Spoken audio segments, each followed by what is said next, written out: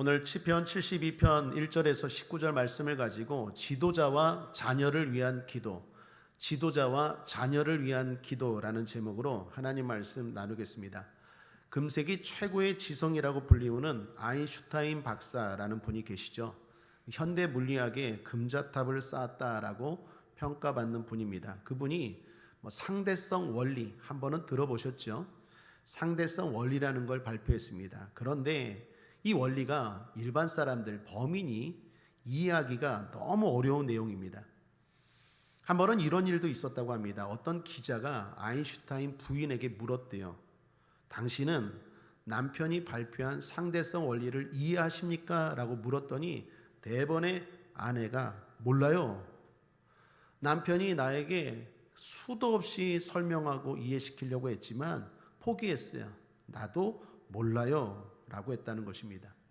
아주 가까운 사람도 아주 쉽게 많이 설명해도 이해하기 힘든 게 상대성 원리라고 합니다.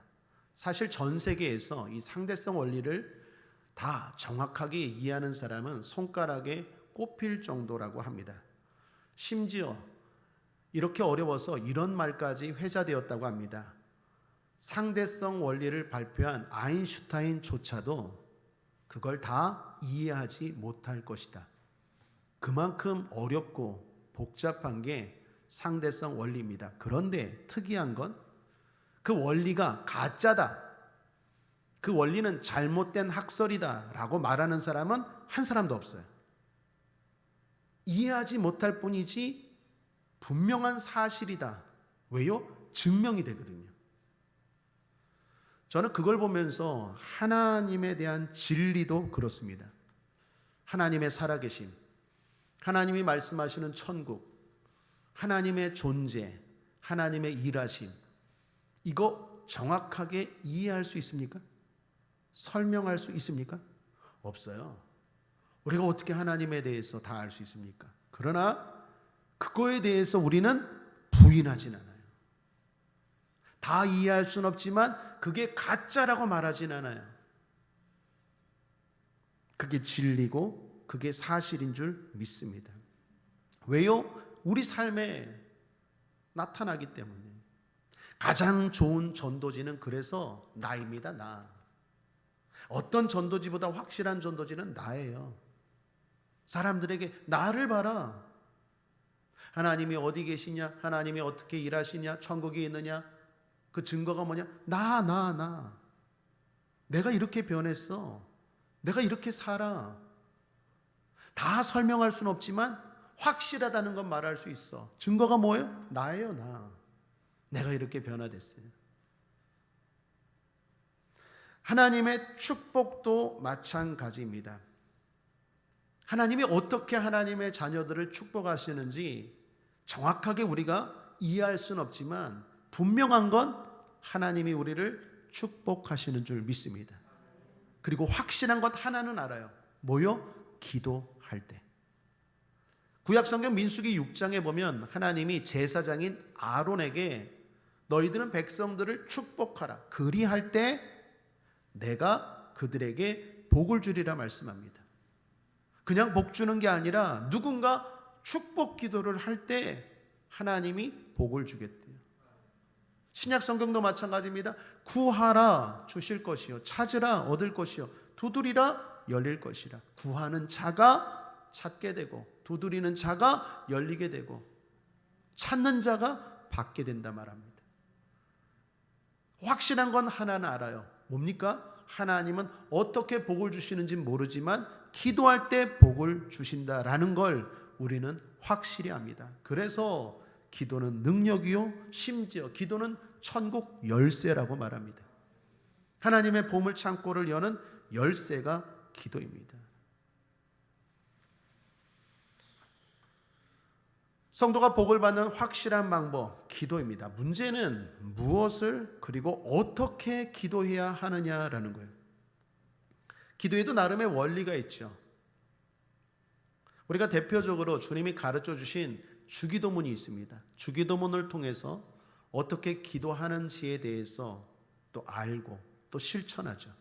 뿐만 아니라 성경 곳곳에 보면 믿음의 사람들이 기도한 내용들이 나옵니다. 그래서 이렇게 기도하는구나 라는 것들 알 수 있습니다. 그런 의미에서 오늘 본문도 다윗의 기도입니다. 하나님이 기도를 통해서 복을 주시는데 어떻게 누구를 위해 기도해야 되는지 오늘도 우리에게 중요한 교훈을 주고 있다라는 것입니다. 오늘 본문의 표제를 보시면 솔로몬의 시라고 나와 있습니다. 이것 때문에 솔로몬이 지은 시가 아닌가라고 생각합니다. 그렇게 해석할 수도 있습니다. 그러나 이건 이렇게 해석할 수도 있어요. 솔로몬이 지은 시 또한 솔로몬을 위한 시. 여러분은 앞에 게 맞을 것 같습니까? 뒤에 게 맞을 것 같습니까? 뒤에 게 맞을 것 같아요. 둘 다 히브리어가 해석은 가능한데 뒤에 게 맞을 것 같아요. 왜냐하면 1절을 보십시오. 하나님이여 주의 판단력을 왕에게 주시고 주의 의를 왕의 아들에게 주소서. 솔로몬이 아들을 위해서 기도했다? 이건 아닌 것 같아요. 확실한 건 19절입니다. 마지막 절 함께 읽겠습니다. 시작. 그 영화로운 이름을 영원히 찬송할지어다. 온 땅에 그 영광이 충만할지어다. 아멘 아멘. 이새의 아들 다윗의 기도가 필요하다. 결정적인 힌트입니다. 솔로몬의 시라고 나왔지만 솔로몬이 지은 시가 아니라 솔로몬을 위한 시예요. 아버지 다윗이 왕인 아들 솔로몬을 위해서 기도한 내용이 바로 시편 72편이다라는 것입니다. 시 전체가 하나의 기도문입니다. 여기서 우리는 먼저 기도의 대상을 알 수 있죠. 그게 뭡니까? 왕, 지도자를 위한 기도입니다. 사랑하는 여러분, 지도자를 위해 기도합시다. 대통령을 위해 기도해야 합니다. 정치인들 위해 기도해야 합니다. 사회 각계각층의 지도자들을 위해 기도해야 합니다. 그건 의무입니다. 그 사람이 나와 정치 성향이 맞든 그 사람이 진보든 보수든 상관없이 기도해야 합니다. 그 사람이 추구하는 정책이 내가 좋아하든 그렇지 않든 호불호와 상관없이 지도자들을 위해서 기도해야 합니다. 그게 성경의 가르침이고 우리가 해야 할 일입니다. 바울도 디모데전서 2장에서 이렇게 말하죠. 2장 2절에 임금들과 높은 지위에 있는 모든 사람을 위하여 하라, 기도하라라고 말해요. 그리고 이유를 덧붙입니다. 이는 우리가 모든 경건과 단정한 중에 고요하고 평안한 생활을 하려 함이니라. 그렇습니다. 왜 우리가 대통령을 위해서, 지도자를 위해서 기도해야 됩니까? 우리를 위한 겁니다. 우리가 고요하고 평안한 생활을 해야 하기 때문입니다. 여러분, 대통령이 엉뚱한 말하고 대통령이 엉뚱한 행동하면 누가 피해를 봅니까? 우리가 피해를 보죠. 푸틴이라는 대통령이 전쟁을 일으켰어요. 푸틴이 어렵습니까? 정작 푸틴은 늘 TV에 보면 하나도 어려운 거 없어요. 국민들이 어려워요. 우리나라로 도망쳤다라는 기사 보셨습니까? 군대 가기 싫어서 젊은 사람들 군대 끌려가니까 징집령 내렸잖아요.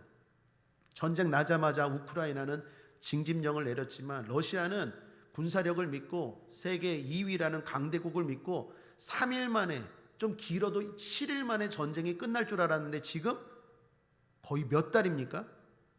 그래서 이제서야 징집령 내렸어요. 젊은 사람들 다 군대 오라고. 우리로 말하면 예비군들, 민방위 다 군인으로. 그 가기 싫어서 지금 그 주변국으로 막 도망치고, 그 주변국에서는 러시아 사람들 못 오게 바리케이트 치고, 그러다 보니까 심지어 요트 타고 우리나라까지 왔대잖아요. 지도자 한 사람이 엉뚱한 일을 벌이니까 수십만, 수백만, 수천만 명의 사람들이 어려워지는 거예요. 여러분, 대통령이 보수냐 진보냐 이게 중요한 게 아니라니까요.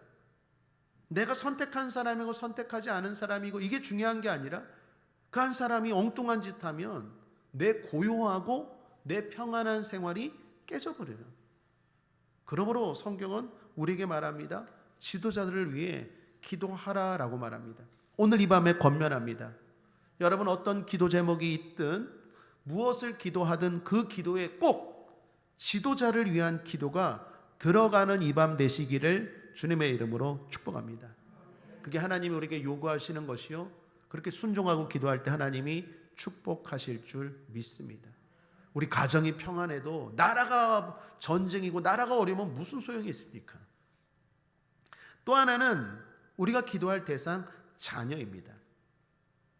솔로몬은 왕임과 동시에 다윗에게는 누구입니까? 아들입니다. 다윗이 자신의 자녀를 위해 기도했다라는 거예요. 다윗을 보면 참 대단한 믿음의 사람인 것 같아요. 여러분, 왕 아닙니까? 왕이면 힘이 있습니까? 없습니까? 있죠. 대통령도 힘이 있는데 당시에 왕이면 힘이 얼마나 셉니까? 그런데 우리가 지금 계속 시편을 보고 있지 않습니까? 다윗은 수많은 국정을 기도로 해결해요. 뿐만 아니라 가정사도 기도로 해결해요. 이게 대단한 거예요. 다윗은 정말 믿음의 사람이에요. 어렵고 힘들 때 기도는 누구나 할 수 있지만 내가 힘이 있음에도 불구하고 하나님을 인정하고 기도하는 사람은 진짜 믿음 있는 사람이고 진짜 복받을 사람이에요. 저는 우리 성도들이 그랬으면 좋겠어요. 어렵고 힘들 때 하나님을 찾는 건 신앙인이라면 누구나 기본적으로 해요. 진짜 믿음 좋은 사람, 진짜 지혜로운 사람은 내가 힘이 있어요. 돈의 힘, 권력의 힘, 건강의 힘, 능력의 힘이 있는데도 불구하고 기도로 해결하려고 해요. 국정이나 가정이나. 이게 다윗이에요. 그러니 얼마나 하나님이 기쁘시겠어요. 그리고 얼마나 하나님이 다윗을 축복하셨습니까? 우리 가정들, 우리 성도들의 삶에 이러한 은혜와 축복이 있게 되길 바랍니다. 그러므로 오늘 또 하나 권면합니다. 여러분이 어떤 기도 제목을 가지고 나왔든 오늘 이 밤에는 꼭 우리 자녀들을 위해 기도하시기를, 여러분의 기도 내용에 꼭 자녀들이 들어가시기를 주님의 이름으로 권면드립니다. 자, 그 다음은 기도의 내용입니다.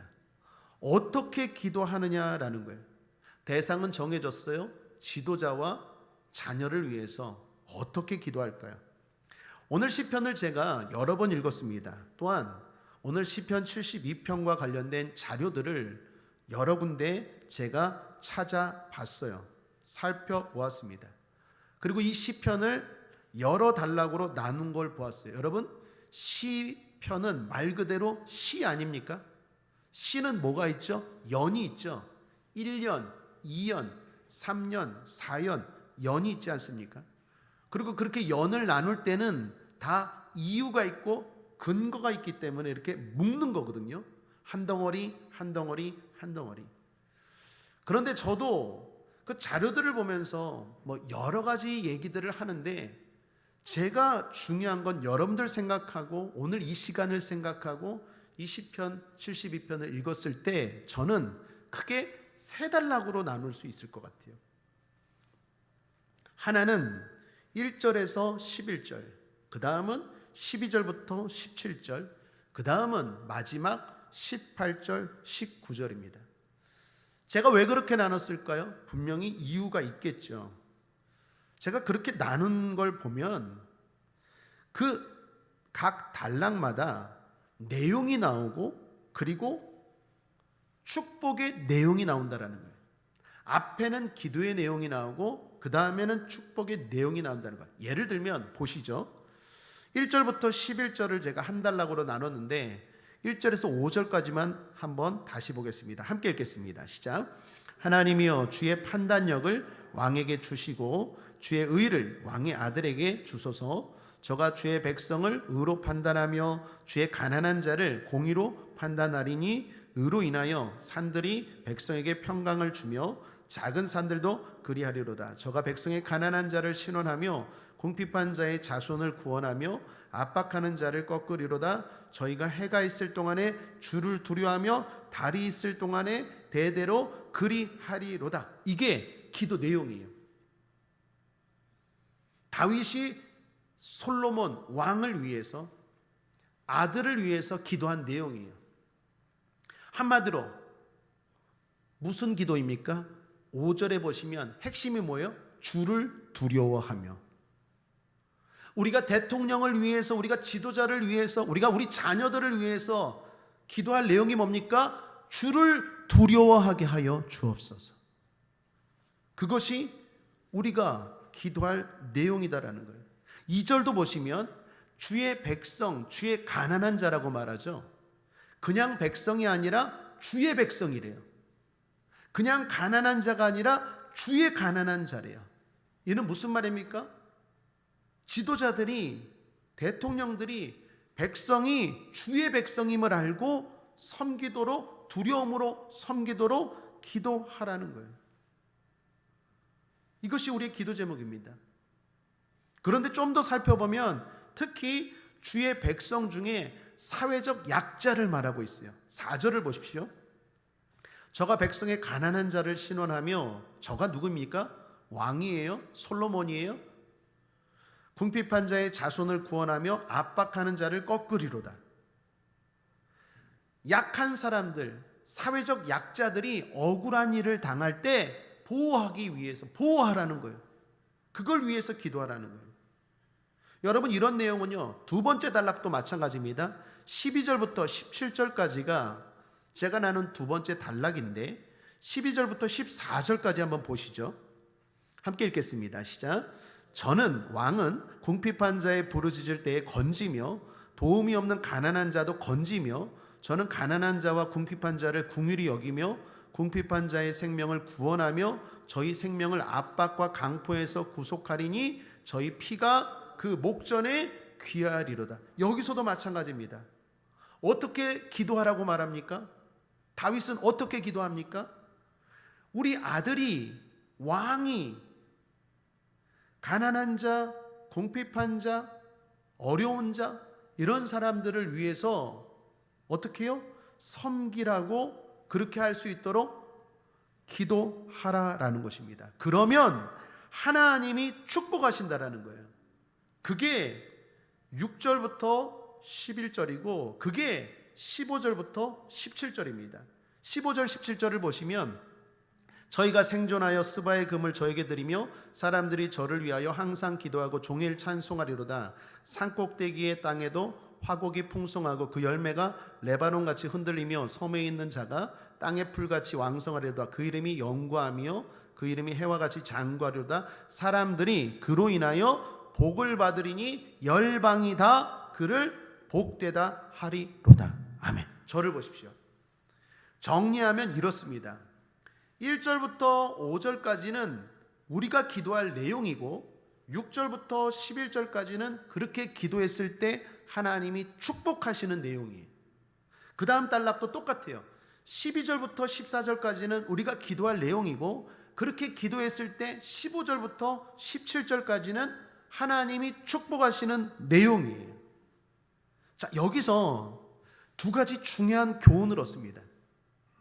우리가 지도자를 위해서, 특별히 우리 자녀들을 위해서 어떻게 기도해야 되는지를 잘 보셔야 돼요.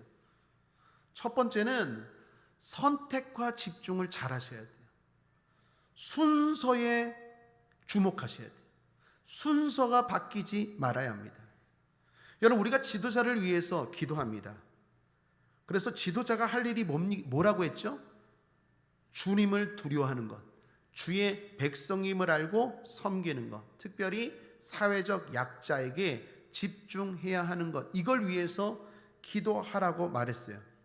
그게 우리가 바라는 내용이어야 한다는 거예요. 그런데 자, 세상 사람들은 어떻습니까?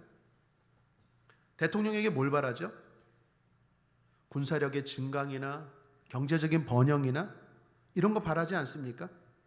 실제로 그래서 대통령으로 나온 사람들이 공약하지 않습니까? 나를 대통령으로, 나를 지도자로 뽑아주면 내가 여러분 잘 살게 해주겠습니다. 이 나라를 더 강하게 해주겠습니다. 이렇게 말하지 않습니까? 아니라는 거예요. 그건 누가 하는 겁니까?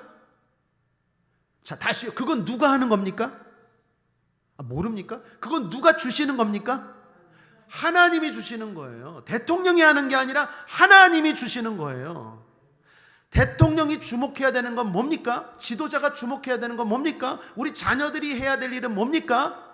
하나님을 두려워하고 하나님 말씀대로 특별히 약자들이 억울한 일을 당하지 않도록 힘 있는 사람들이 보호할 때 하나님이 군사력도 주시고 나라도 부하게 하시고 경제적인 성량도 하나님이 주시는 거지 대통령이 하는 게 아니에요. 지도자가 하는 게 아니에요. 그런데 세상 사람들은 성도들 가운데도 이런 대통령을 뽑아야 돼. 이런 대통령을 뽑아야 돼. 저 사람이 우리를 부강하게 해줄 거야. 저 사람이 우리에게 새로운 세상을 펼쳐줄 거야. 무슨 소리? 우리 속아도 너무 많이 속아봤잖아요. 투표 때마다 속아봤잖아요. 근데 또 속으려고 해요. 우리가 대통령을 위해서 기도해야 되는 건 다른 거 아니에요. 그 사람이 그 힘을 가지고 공의를 실천하게 해달라는 거예요. 다윗이 그걸 기도한 거예요. 여러분, 이는 우리 자녀도 마찬가지입니다. 여러분, 자녀를 위해서 오늘 잘 들으셔야 돼요. 어떻게 기도해야 됩니까? 하나님을 두려워하는 자녀 되게 하여 주옵소서. 공부를 하든 직장을 하든 사업을 하든 그걸 통해서 하나님의 말씀을 실천하고 하나님이 힘을 주셨을 때 주변에 억울한 사람, 가난한 사람, 힘없는 사람을 섬기는 일에 그 공부가, 그 지혜가, 그 능력이, 그 돈이, 그 실력이 쓰임받게 하여 주옵소서. 그러면 하나님이 경제는, 돈은, 명예는 높여주시는 것은 하나님이 주시는 거예요. 그 아이가 그걸 하는 게 아니라 하나님이 복을 주셔서 열방이 너를 복되다 하리로다. 이건 하나님이 주시는 거예요. 근데 우리는 자꾸 착각해요. 사랑하는 여러분, 오늘 이게 대단히 우리에게 주는 인사이트가 강해요. 여러분의 기도 제목이 달라지길 바랍니다. 주를 두려워해야 돼요. 힘이 생기면 주님을 두려워하려고 하지 않아요. 시간이라는 힘, 돈이라는 힘, 건강이라는 힘, 뭔가 이 땅에서 내가 조금이라도 힘이 생기면 주님을 두려워하지 않아요. 그게 죄 많은 우리의 본성이에요. 그래서 우리는 어떻게 해요? 힘이 생길수록 기도해 줘야 돼요. 주를 두려워하는 사람 되게 하시고 그 맡겨진 사람들이 자기가 잘나서 맡은 게 아니라 하나님의 백성이고 하나님이 붙여준 사람인 걸 알고 섬기는 사람 되게 해달라고. 그러면 하나님이 이런 복을 주시겠다라는 거예요. 내가 실력이 있어서 하는 게 아니라 내가 하나님 말씀대로 순종할 때 그 복들은 따라온다라는 것입니다. 그러므로 이 순서가 뒤바뀌면 안 돼요. 이거 혼란해 하면 안 돼요. 지도자를 믿지 마십시오. 사람 믿지 마십시오. 우리가 믿을 분은 하나님이십니다. 자녀도 믿지 마십시오. 우리가 믿을 분은 하나님이십니다. 하나님이 우리에게 복을 주셔야 우리가 잘 되는 거지. 지도자가 또 어떤 누가 우리에게 복을 주는 건 아니에요. 단 지도자와 자녀들이 어떻게 해요? 그렇게 살아갈 때 하나님이 복을 주실 줄 믿습니다. 그러므로 주여 말씀대로 섬기는 삶을 살게 하옵소서. 그것이 목표가 되게 하여 주옵소서. 이것이 오늘 이 밤에 우리 자녀들과 지도자를 위하여 기도할 내용인 줄 믿습니다. 가수이자 장로이신 윤영주 장로님이 쓴 책 가운데 또 하나의 아름다움이란 책이 있습니다. 거기 보면 나환자에 대해서 이야기해요. 여러분, 나환자가 뭐죠? 흔히 말하는 문둥병자, 한센병 환자라고 말하죠. 그런데 이게 언어 유희입니다. 재미있는 표현인데 나환자가 나 환자라는 거예요. 이해가 되십니까? 그러니까 나 중심인 사람을 말해요. 그러니까 무슨 말을 하든지 무슨 일을 하든지 자기 중심적인 사람을 나 환자라는 거예요. 그게 병이라는 거예요. 그러니까 말 자체가 언어 플레이라고 하죠. 워드 플레이라고. 그 나 환자가 병이라는 거예요. 나 중심인 사람은 결국 행복하지 못하고 나 중심이 아니라 뭐 중심?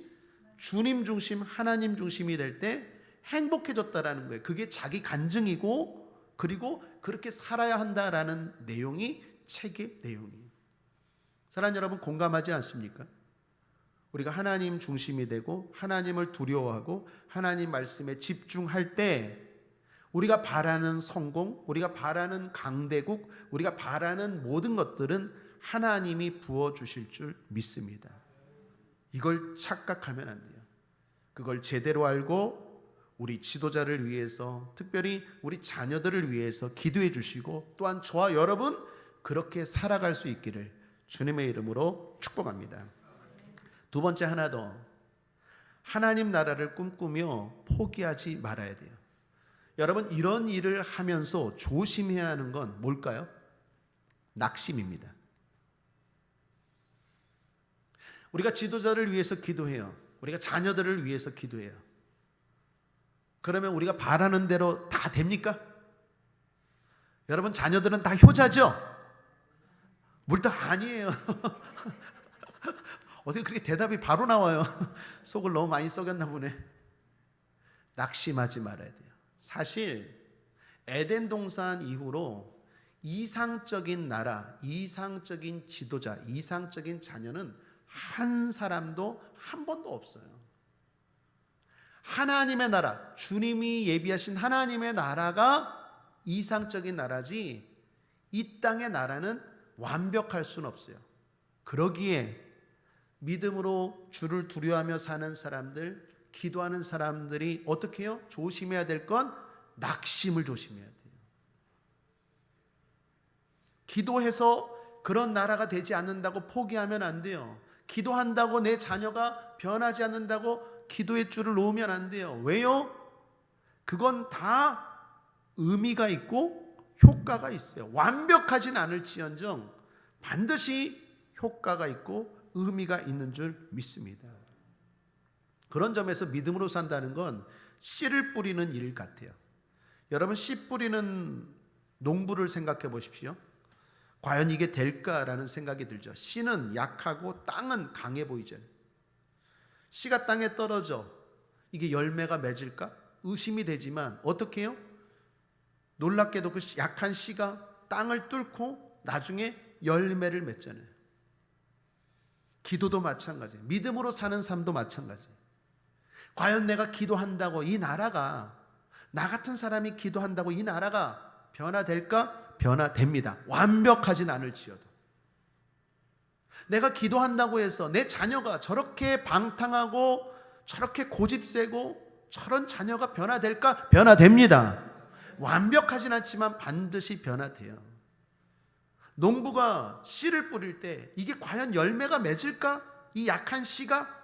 그러나 믿고 뿌릴 때 그게 딱딱한 땅을 뚫고 생명력을 발휘하는 것처럼 기도도 마찬가지입니다. 생명의 힘이 있어요. 생명은 강해요. 반드시 열매 맺는 줄 믿습니다. 안 됐다고, 내 뜻대로 안 된다고 낙심하거나 의심하거나 포기하지 마십시오. 골프공 이야기를 들었습니다. 골프공은 맨들맨들하지 않고 많은 홈들이 있지 않습니까? 근데 그 홈들이 약 300개에서 500개가 있다고 해요. 약 2.5mm 깊이로 파여진 흠이라고 합니다. 그런데 골프가 원래 칠 때부터 골프공이 그렇지 않았대요. 원래 처음에 골프 칠 때 골프공은 맨들맨들했대요. 근데 골프를 막 치다 보니까 공이 어떻게 해요? 상처가 난 거예요. 근데 놀라운 건 상처난 공이 훨씬 더 멀리 날아가더라는 거예요. 그래서 나중에 일부러 골프공에 홈을 이렇게 판 거예요. 그렇게 홈을 파면 골프를 쳤을 때 공이 50%의 공기 저항을 덜 받는데요. 그리고 더 멀리 나간대요. 그래서 골프공이 맨들맨들한 게 아니라 홈이 있는 거예요. 제가 그 이야기 들으면서 우리의 상처도 마찬가지예요. 여러분, 믿음으로 기도하는 사람들, 믿음으로 사는 사람들에게 얼마나 많은 상처가 있습니까? 실패가 있고 또 의미 없는 낙심할 일들이 얼마나 많습니까? 합력하여 선이 되는 것처럼 우리의 실패, 기도하는 사람들, 믿음으로 사는 사람들의 아픔, 상처, 결국 합력하여 선이 될 줄 믿습니다. 하나님의 나라를 생각하며 포기하지 마십시오. 지도자를 위한 기도, 자녀를 위한 기도 특별히 포기하지 마십시오. 특별히 여러분도 지도자로 살아가면서 하나님의 자녀로 살아가면서 낙심하고 포기하지 마십시오. 반드시 하나님의 칭찬과 보상이 있고 그 모든 나의 실패와 아픔도 합력하여 선이 될 줄 믿습니다. 저와 여러분의 삶에 그러한 의미에서 계속해서 전진이 있게 되기를 주님의 이름으로 축원합니다. 말씀을 정리합니다. 축복은 기도로 이루어집니다. 그것이 천국의 신비한 원리입니다. 기도할 때 하나님은 복을 주십니다. 특별히 오늘은 지도자와 자녀들을 위해 기도하라라고 배웠습니다. 그러므로 그들을 위해 기도합시다. 또한 어떻게 기도해야 할지도 배웠죠. 그들이 말씀대로 살도록 기도해 줍시다. 우리도 그렇게 삽시다. 그렇게 하나님 나라 바라보면서 낙심하고 절망하지 않고 기도하고 살아갈 때 하나님이 복 주실 줄 믿습니다. 하나님이 우리나라 복 주시고 하나님이 여러분의 자녀들의 삶에 복 주실 줄 믿습니다. 우리가 해야 될 기도는 뭡니까? 낙심하지 않고 주여 주를 두려워하는 지도자 되게 하여 주옵소서. 주여 주를 두려워하고 섬기는 우리 자녀들 되게 하여 주옵소서. 그렇게 기도하고 그렇게 변화되어 나아갈 때 복은 하나님이 주실 줄 믿습니다. 기도하겠습니다. 좋으신 하나님 아버지, 오늘 특별히 누구를 위해서 어떻게 기도해야 될지 가르쳐 주시니 감사합니다. 하나님 바라보고 하나님 뜻대로 기도하고 복받는 상받는 우리 모두 되게 하여 주옵소서. 성령님 함께하여 주시옵소서. 감사드리며 예수님의 이름으로 축복하고 기도했습니다. 아멘.